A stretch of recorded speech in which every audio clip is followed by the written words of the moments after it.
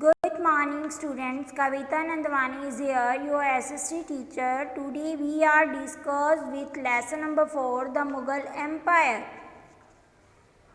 Ruling as a large territory as the Indian subcontinent with such a diversity of people and culture was an extremely difficult task for any ruler to establish the Middle Ages.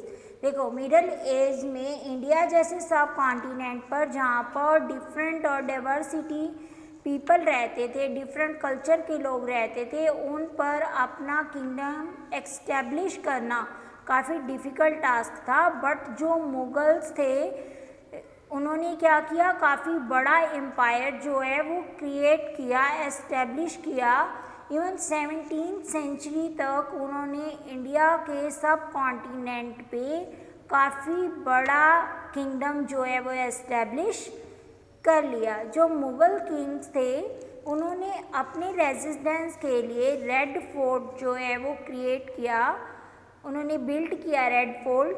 Today the prime minister of India address the nation of independence day from the rampart of the Red Fort in Delhi. Delhi में Red fort कहाँ है? दिल्ली में है. आज भी जो India के prime minister हैं वो इंडिपेंडेंस डे पे पूरे नेशन को रेड फोर्ट से ही एड्रेस करते हैं और यहाँ पर ही नेशनल फ्लैग जो है उसकी होस्टिंग की जाती है. अब माइंड में क्वेश्चन आता है कि हु वर मुगल्स, मुगल्स कौन है? The Mughals were the descent of two great lineage. अब देखो यहाँ पर बात करेंगे डिसेंट्स क्या होता है और लाइनेज क्या होती हैं. डिसेंट होता है वंशज. अगर आपसे पूछा जाए कि हु आर यू, तो आप बोलते हो I am the son and the daughter of this and my grandfather is this. Same वैसे ही जो मुगल थे वो भी वंशज, उनके भी बहुत सारे वंशज थे. स्टडी करें तो फादर साइड से वो गंगीज़ खान से रिलेटेड थे, मदर साइड से वो गंगीज़ खान से रिलेटेड थे और फादर साइड से वो तैमूर से रिलेटेड थे. जो गंगीज़ खान था उसका जो ट्राइब्स था, उसका जो राज्य था वो चाइना एंड सेंट्रल एशिया में था, और जो तैमूर था उनकी जो रूलिंग थी वो ईरान, इराक और मॉडर्न डे टर्की में थी.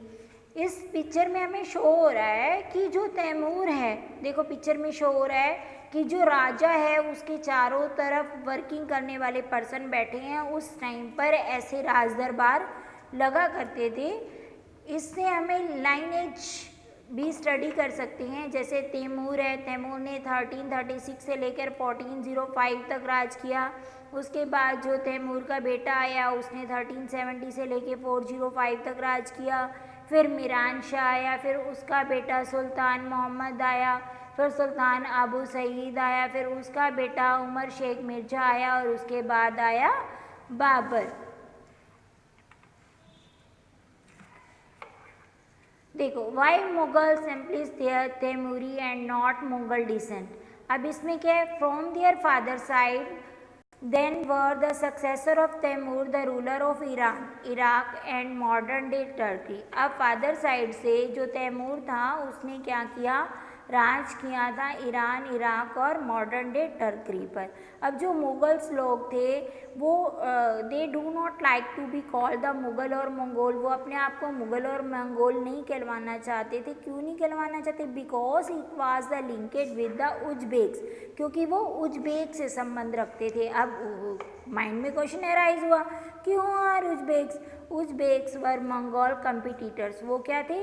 मुगल्स के कंपिटिटर थे. इस वजह से जो मुगल्स लोग थे वो अपने आप को मंगोल जो है वो नहीं कहलवाना चाहते थे. बाबर, अब हम स्टडी करेंगे बाबर कौन है. मतलब बाबर, अभी तक हमने स्टडी किया कि बाबर जो है वो लाइनेज एम्पायर है किसका? मुगल्स का. The Mughal empire was founded by Babur. देखो Babur the first Mughal empire succeed to the throne of the Fergana in 1494. अब बाबर क्या है? बाबर ने क्या किया, उसने 1494 में सबसे पहले फरगना पर राज किया. फरगना में अपना राज्य जो है एस्टेब्लिश किया, तब किया जब वो ओनली 12 ईयर का था। Babur was born on 14 Feb 1483। Babur का जो बर्थ है वो 1483 का है। Babur was direct descent of Timur and in mother side of Genghis Khan. तो हमें पता चलता है जो बाबर है और उसकी जो डिसेंडेंट है, मतलब जो वंशज है, वो तैमूर का है और मदर साइड से वो गंगीज खान का वंशज है।